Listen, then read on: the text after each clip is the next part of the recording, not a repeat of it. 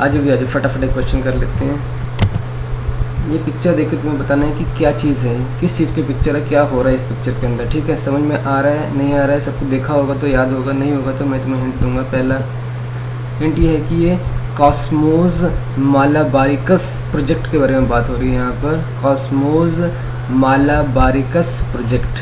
ठीक है, समझ में आया? कुछ नहीं समझ में आया? अगला हिंट ले लो।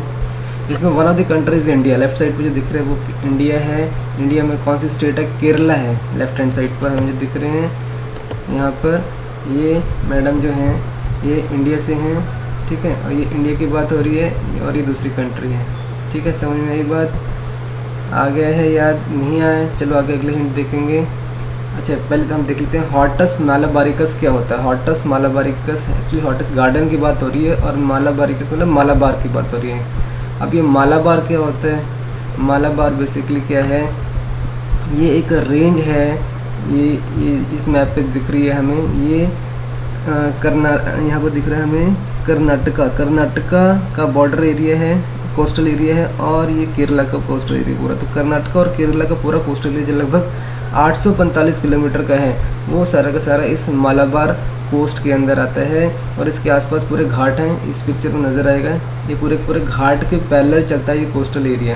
ठीक है, टोटल कोस्टल एरिया गुजरात तक जाता है ये, जिसे कि हम कहते हैं मालाबार रेंज, वेस्टर्न घाट। मालाबार रेंज जो है ये यहाँ से है, कर्नाटका के बॉर्डर से स्टार्ट होती है, केरला तक जाती है, जो कि 845 किलोमीटर की है। इसे मालाबारी लोग कहते हैं, जो केरला की मोस्टली केरला और के लोगों को ही माना जाता है, लेकिन कर्नाटका के भी कोस्टल एरिया इसमें आ जाता है। ठीक है, तो ये है मालाबार कोस्ट हमारी। ठीक है, अभी अगला लो। इस पिक्चर में एक केरला के हमें सीएम भी दिखाई दे रहे हैं।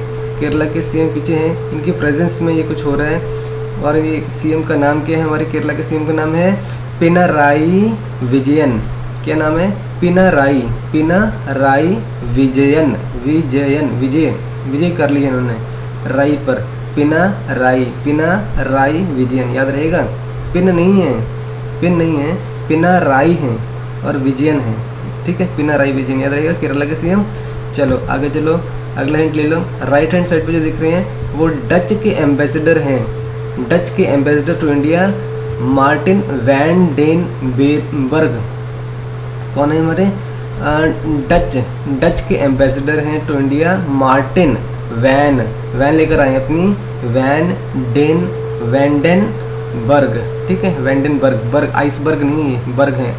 ठीक है, इतने लंबे हैं तो बर्ग मत समझ लेना, मार्टिन आइसबर्ग मत समझ लेना, मार्टिन वैंडेनबर्ग है। वैन लेकर आए अपनी, वैंडेनबर्ग हैं। ठीक है, समझ में आया? कुछ नहीं समझ में आया? चलो आगे चलते हैं। डच का मीनिंग समझ लो। डच का मतलब होता है पर्सन फ्रॉम द नीदरलैंड। ठीक है, डच की बात हो रही है यहाँ पर, तो डच का मतलब क्या होता है? डच का मतलब होता है पर्सन फ्रॉम नीदरलैंड से जो होता है वो उसे कहते हैं हम डच कहते हैं। नीदरलैंड कहाँ पर है? ये देखो जरा यहाँ पर देखो, यूनाइटेड किंगडम के बारे में सब जानते हैं, उसके बाजू में ही नीदरलैंड है। देखो डिस्टेंस कितना है इंडिया से, फ्लाइट का डिस्टेंस देखिए 7106 किलोमीटर है लगभग। ठीक है, फ्लाइट लेती है 14 घंटे इंडिया से नीदरलैंड। 7106 किलोमीटर है, फ्लाइट लेती है 14 घंटे नीदरलैंड। देखो कि यूनाइटेड किंगडम के बाजू में ही है, राइट साइड पर। ठीक है, इंडिया और नीदरलैंड के बारे में जान लिया। चलो अगला हिंट ले लो। किसकी बात हो रही है? इसमें जो बुक पकड़ रखी है ना, वो बुक है मेमोरेंडम ऑफ अंडरस्टैंडिंग, MOU है वो, MOU। ये जो बुक पकड़ रखी है ये क्या है? MOU है, यानी मेमोरेंडम ऑफ अंडरस्टैंडिंग है। Memorandum of understanding between India and Netherland. ठीक है, इसमें किसकी बात हो रही है?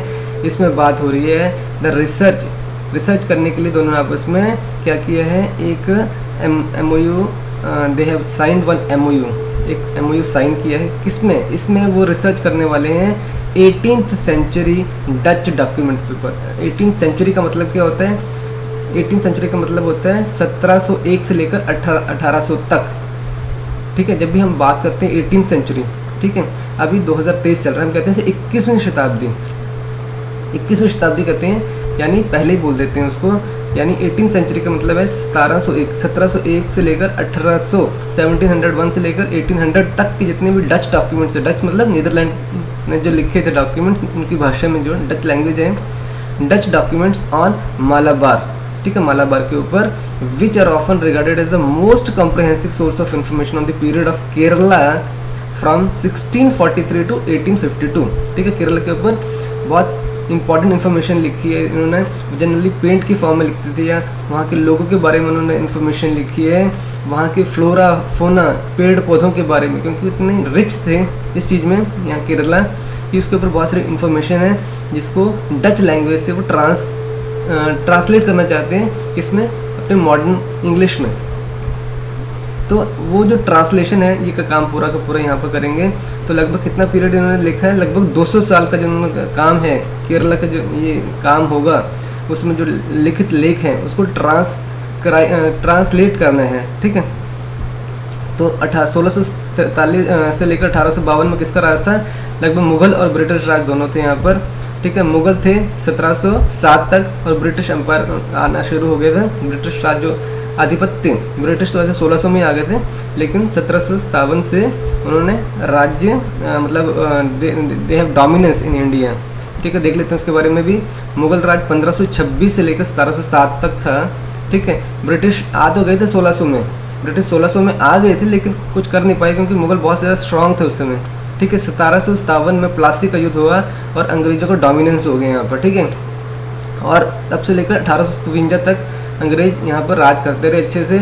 लेकिन 1857 में क्या हुआ, उत्तर प्रदेश के मेरठ में आज़ादी की पहली लड़ाई की शुरुआत हो गई। उत्तर प्रदेश के मेरठ में आज़ादी की लड़ाई की शुरुआत हो गई थी 1857 में, और 1857 से लेकर 1947 में अंग्रेजों का ही राज था, जो कि इनडायरेक्टली कहाँ से कर रहे थे, यूनाइटेड किंगडम से यहाँ पर राज कर रहे थे। बहुत सारे इन्होंने ऐसे ऐसे रूल्स बना दिए। इंडियन जो आंदोलन हुए, स्वतंत्रता के आंदोलन हुए, उनको दबाने के लिए बहुत सारे उन्होंने प्रयत्न किए और 1947 में हमें आज़ादी प्राप्त हुई। तो ये इस तरह ब्रीफ तुम्हें बता दिया कि क्या क्या चीज़ हुई।